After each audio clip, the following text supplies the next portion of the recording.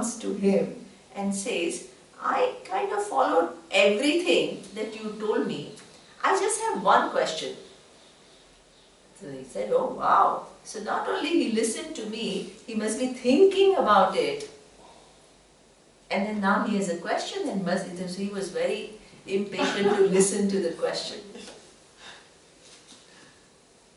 So then he asked a question. I listened and I followed everything. I just have one question, that is, in Ramayana, who's the hero, Rama or Ravana?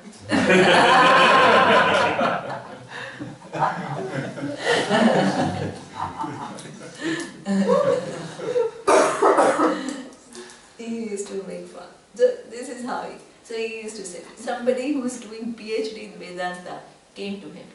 Swamiji, I understood everything in Vedanta. I just have one small doubt. What is this small doubt? I don't quite know what is Satya and what is Mithya.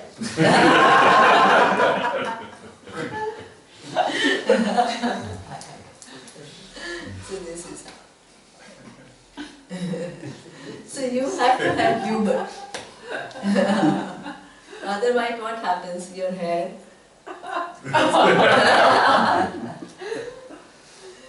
It's fun.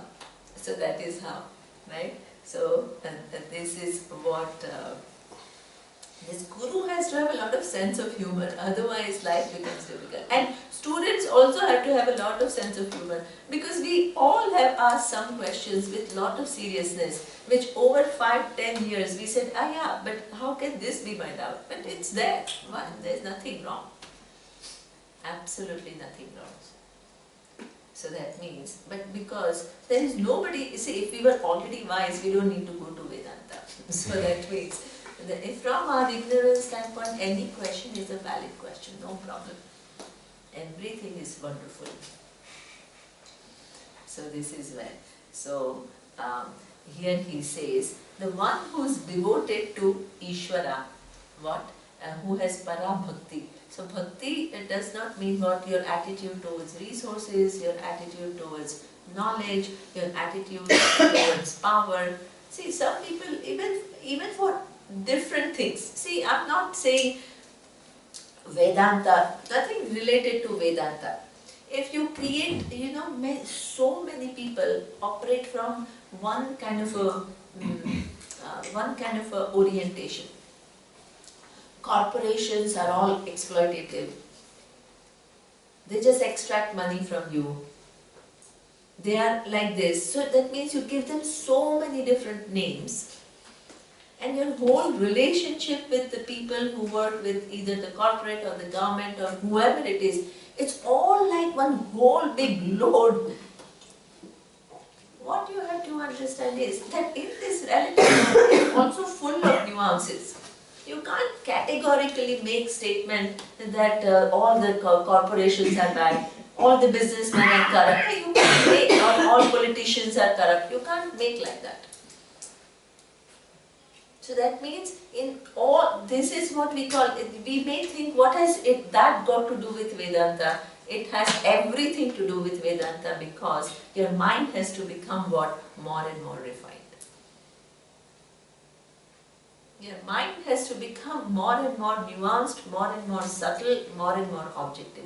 Your opinions about anything has to become what? Little bit more than what the eyes can meet.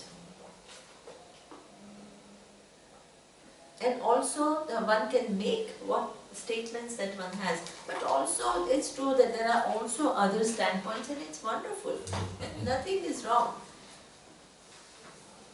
But having some absoluteness about something which is relative shows also that there is something which is what? Not 100%. So that means in general, one has to watch about, because Ishvara pervades everything. And getting, so this is what Swamiji used to say. Beautiful thing he used to say, what is growth? Growth can be mentioned in so many ways, right? If you ask, what is a human growth? What is a personal development?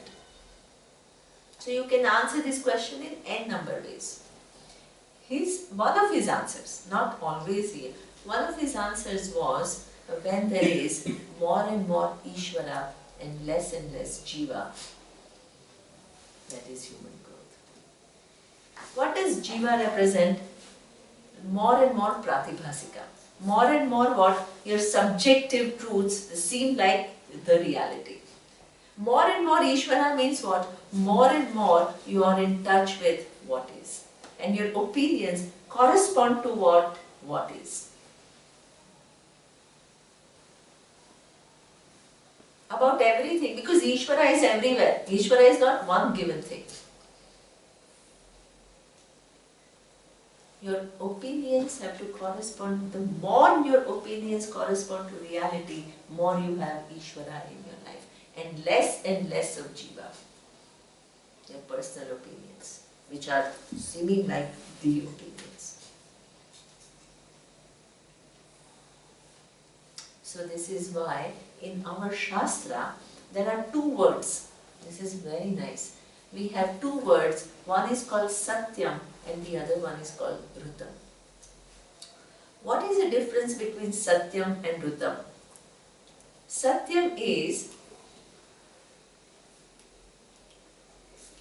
when I say what I think, that is called Satyam.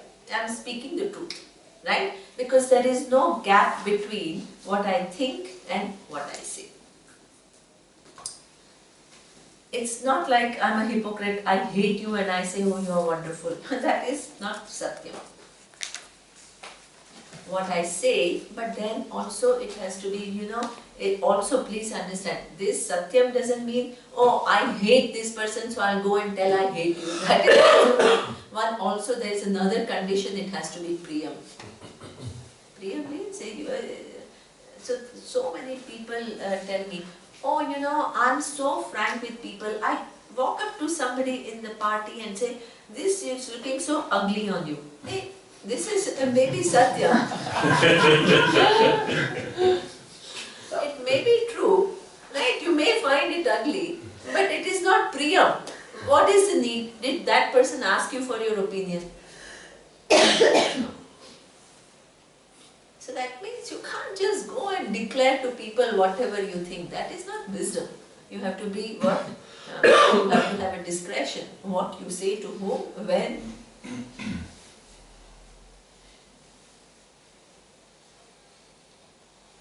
Yeah. So that is what we call Satyam is not alone enough. It has to be Priyam. Priyam means that you have to be careful what you say to whom, at what time, and in what manner. Then people ask me, so this is also this. So people ask me, yeah, but what if I don't like it and then the person asks me? If the person, am I looking, let's say, does it look nice on me, and if you don't like it? So I say, you know what, if they ask for your opinion, you don't go volunteer and declare to the person that, but if the person asks you, you have two choices. Either you can say, oh, I hate it, or it's ugly on you, or you can say, this is not really my taste, this is the truth. These are not the colors that I would wear. Truth. You're not being hypocrite. People say, oh, am I not being hypocrite? Hey, this is not hypocrisy. This is learning how to communicate your ideas without hurting. This is called practice of non-violence. You don't unnecessarily hurt people through your words. But that doesn't mean you sacrifice the truth.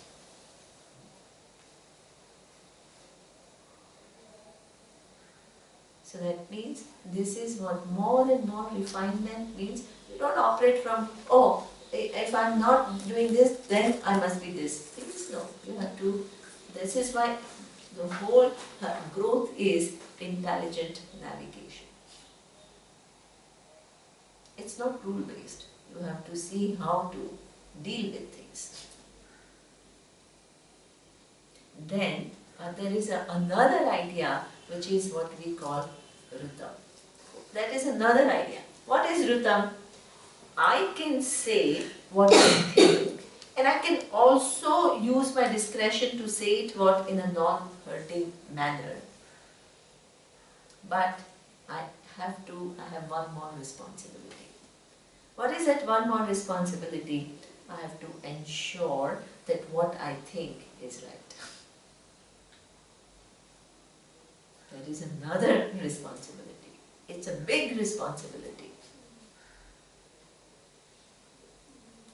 So that means this is contrary. My own thinking could be wrong and I can communicate it very sweetly, but it's not enough.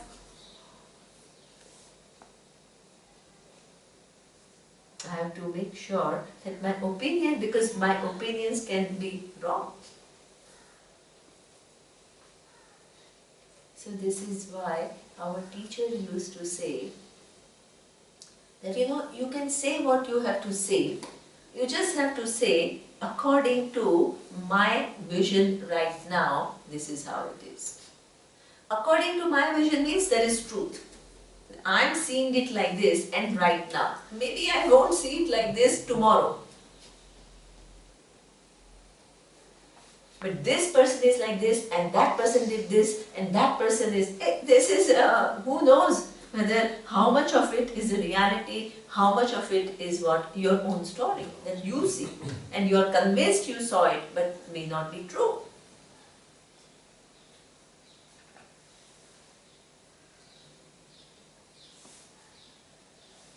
So therefore, these are what we call growth. This is growth. Satyam vada, priyam vada, and what? Ritam vada. This is why also, especially more and more responsibility that you have as a teacher and all, you have to make sure you understand what you are talking about. Otherwise, with the best of the intentions, you can misguide people. It's not like everybody is bad, not at all. Some are very good. With the best of the intentions, you can still misguide. So this is what is required. So that means that understand, devotion to Ishvara doesn't mean bhajan alone. All this is devotion to Ishvara. All your attitudes, all your values, all your opinions, everything has to become more refined.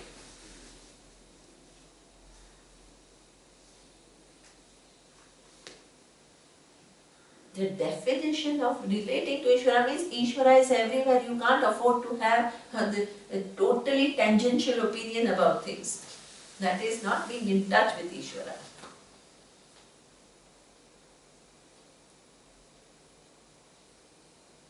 So that is how this person is committed to Ishvara, means committed to so many different levels of one's interaction with the universe.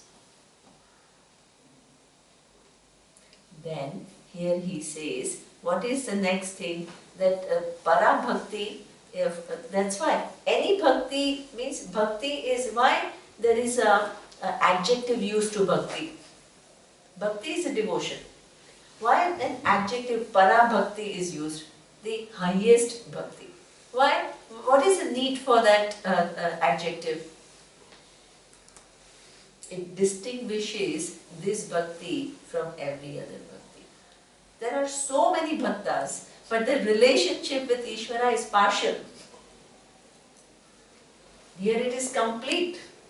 Your understanding of Ishvara is complete. Your attempt to deal with it in every facet of your life is complete. Your attempt is always to come to the truth of the situation rather than operate from your subjectivity. The whole orientation of life is like that.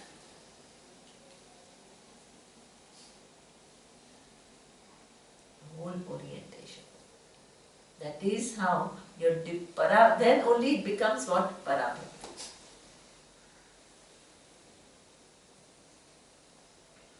Then what? Yatha deve tatha guru. So just as one has unflinching and very complete devotion with a proper understanding, not blind.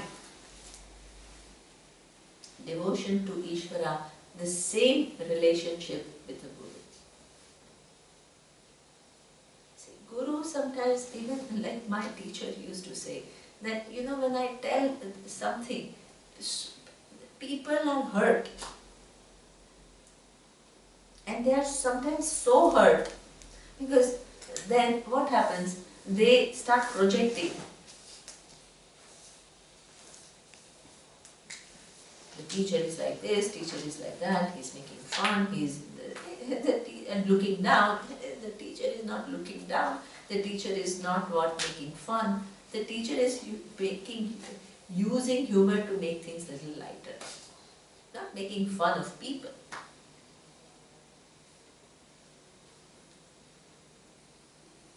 And the whole teaching requires what? Looking at what? Opposite standpoints and showing the logical fallacies. The whole teaching methodology is like that. No good teacher can avoid it, because the teacher's job is not to please people. The teacher's job is to what? Teach. Make you see. So this is why sometimes, he used to tell this. People used to feel really hurt when some of their pet ideas or when they thought that he was, that's their perception. That he's attacking this person. They would go to him and say, Swamiji, I'm feeling so bad and all. He says, if the truth hurts you, let it hurt you. You are not interested in feeling good, you are interested in the truth.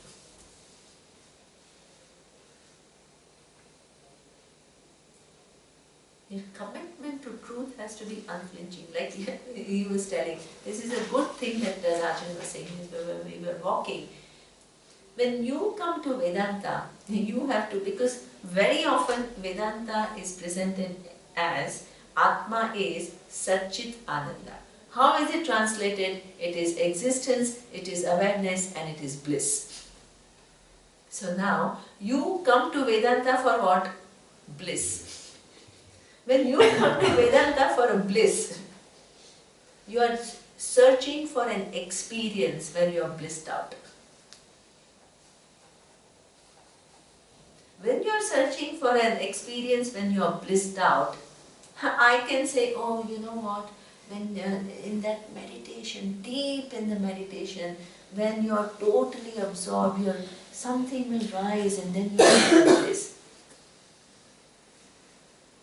So that means any story will go, because your commitment is what? To bliss.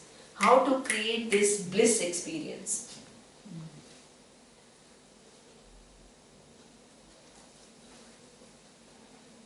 So that means there is a whole shift.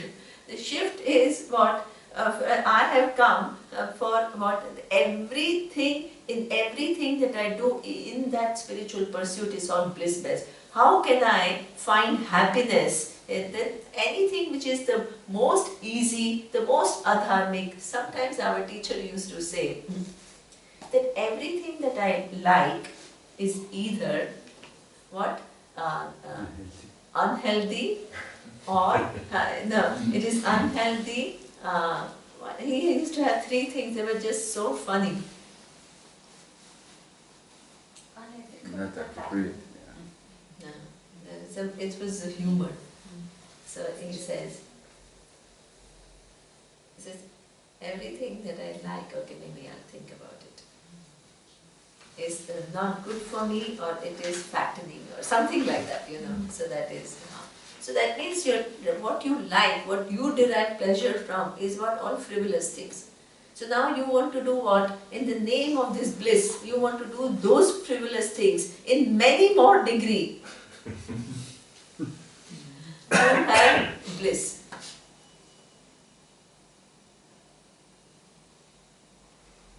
This is why it is dangerous. This bliss and all our words, please don't use.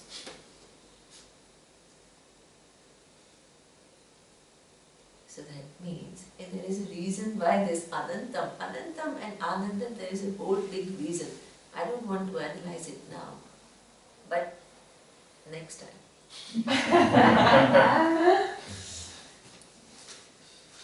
So, that your commitment, you have to say, what am I committed to? You have to ask yourself. Feeling good?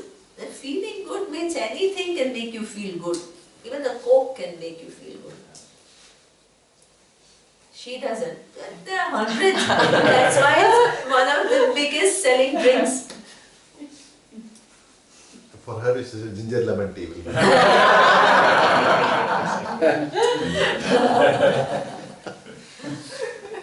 So that means how also the teacher presents Vedanta. That is also very important. If the teacher himself or herself starts presenting it as bliss, then takes you for a ride, and you also go on a ride because you are also searching for a bliss. Everything from Vedanta, it does not become Devanta. Now you have to give another name. You have to give another name.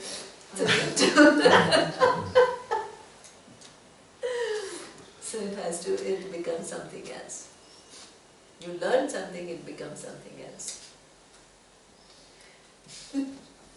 So therefore, this is what he says, that Guru plays a very important role. Otherwise the whole teaching takes a toss and takes you for a ride also. So that means the more you need to value a Guru who is not just feeding into your madness.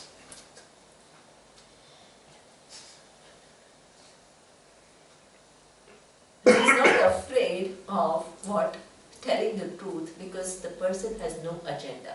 The person is not looking for anything from you. That's why there is no fear. If I am looking for something from you, then I have the need to please you. If I have zero agenda from you, if I in fact have nothing that I gain, but I only give, tell me, will the teacher be afraid?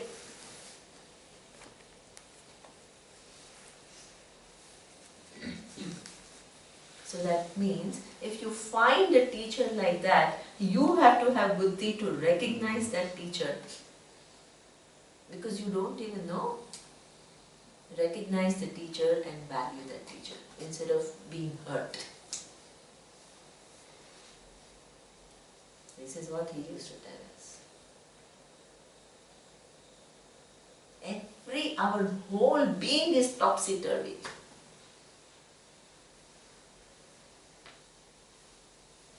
With that topsy-turvy vision, nothing is clear. A brilliant teacher seems like, oh, this person is joking all the time, is not, our vision is, okay, now this word only I want to know, but why is he talking about something else? So many people.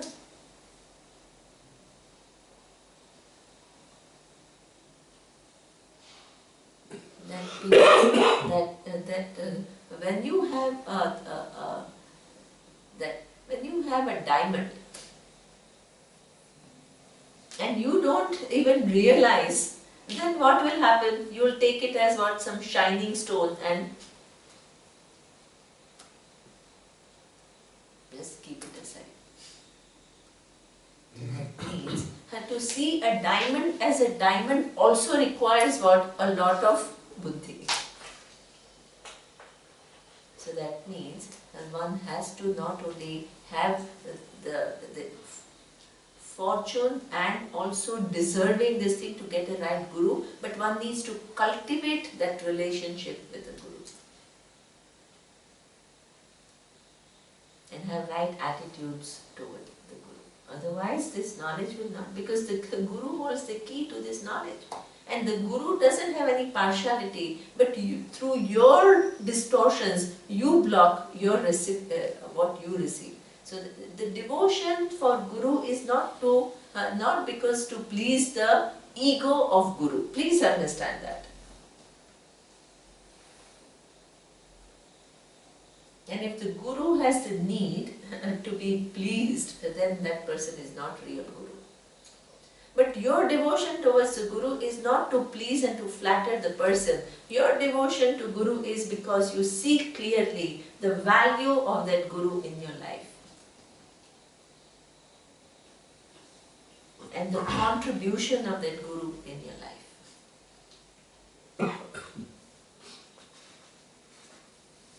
It's not an ordinary relationship.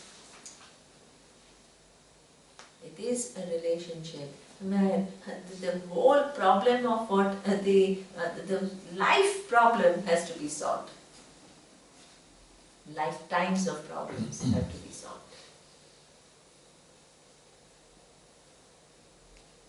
So therefore, there has to be some kind of a level. It's inevitable. See, you only can learn from the person that you look up to. If any knowledge is like that, you can't learn from anybody if you just, what this person has to teach me. With that attitude, you will not learn from anybody. But to put it in the right person, so here he says, the more the person makes you see the realities, more your devotion towards Guru increases. Because that person is the one through which you are seeing the truth. So this is what it says. And the word Guru itself is what? Gukaraha andhakaraha vai rukarasta nivartaka. The word Guru itself means what? Gukara stands for andhakara, darkness. And Rukara is what? Nivartaka, the one who releases you from darkness of ignorance. This is a real Guru. So that is what doesn't not to control you and take you for a ride. So not that. The Guru is this. So tasya ete tathita hi artha. Okay? So when you have a right attitude towards Ishvara, and Ishvara means right attitudes in everything almost, and also towards the teacher, then kathita hi artha. The words which are conveyed, they will what? Create meanings in your mind. Otherwise, there is a beautiful thing. The words come to the mind, and the mind reflects the words back without absorbing their meaning. They are heard and they are registered, but nothing is what retained. It bounces back. The expression in Upanishad. And so this is what he says, Tasya kathita hi artha, that the words create the right meanings in the mind. And when the words begin to create right meanings in the mind, what happens? Prakashante mahatmana. The reality shines in what as clear as daylight. So this is what the purpose of Upanishad is. Then there is the second repetition, Prakashante Mahatmana iti. It shines in your mind as clear as daylight. You become that, you are Brahman.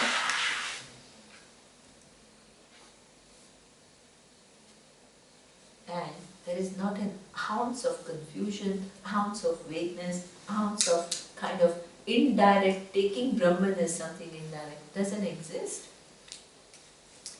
And the person can never fall back. The equation is solved forever. When the equation is solved forever, what remains is only the prarabdha karma. The person will continue to what? Live till the prarabdha karma are exhausted. And while the person is living out prarabdha karma, two things are very important.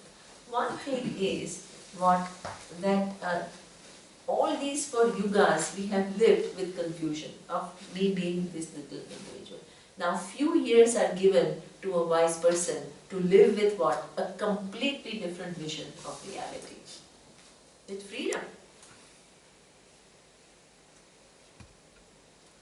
you are as to connected with the body and mind. But the body and mind don't become a problem. They become what an instrument through which you express your fullness. This is why this I'm not the body, I'm not the mind is a very preliminary Vedanta. Kids Vedanta.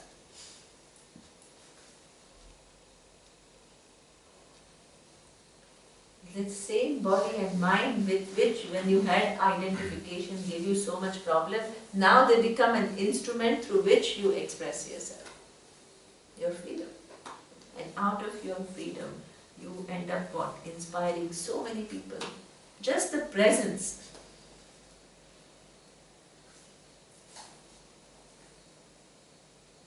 Just your presence will, sometimes people don't even know, they'll start, like Rajan was saying, they'll start coming, start chatting with you, start telling their story, they don't even know who you are. This is like,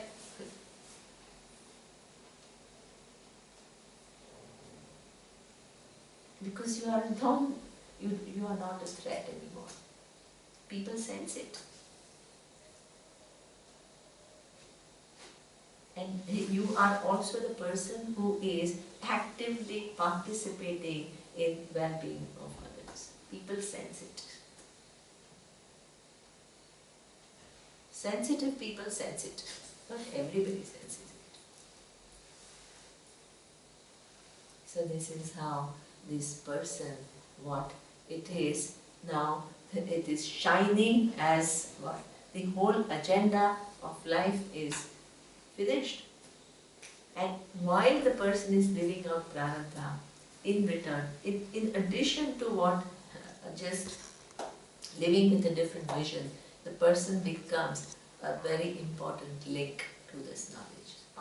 Through this person, the teaching tradition passes on.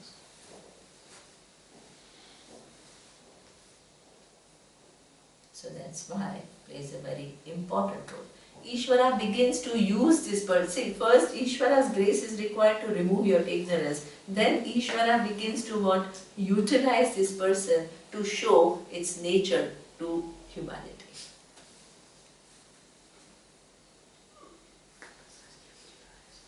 So this is what the Upanishad is. So we'll end with Sahana Vavatu Sahanam.